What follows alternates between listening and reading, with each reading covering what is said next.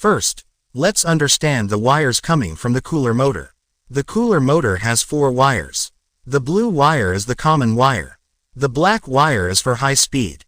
The red wire is for medium speed. And the white wire is for low speed. Apart from the motor wires, there are also 2 separate wires for the water pump.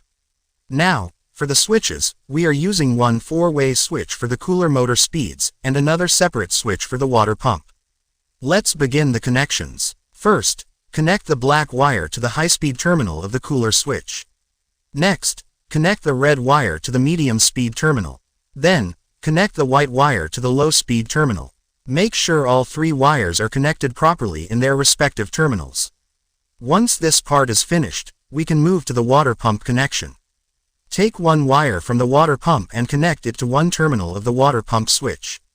Now, let's look at the main power supply wire. The main supply has 2 wires.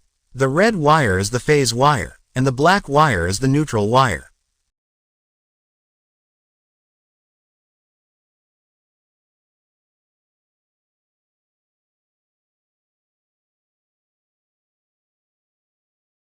First, connect the neutral wire from the main supply with the blue common wire of the cooler motor and the remaining wire from the water pump.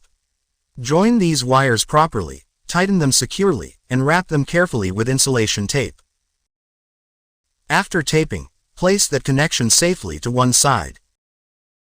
Now we will do the phase connection. Take a small piece of wire for looping. Connect one end of this looping wire with the red phase wire from the main supply. After that, connect the phase wire to the remaining common terminal of the cooler switch. Then, connect the other end of the looping wire to the terminal of the water pump switch.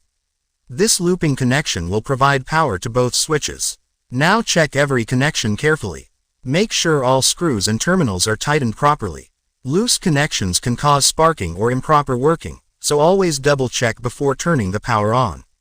Also, ensure that no bare wire is left open outside. Use insulation tape wherever necessary for safety.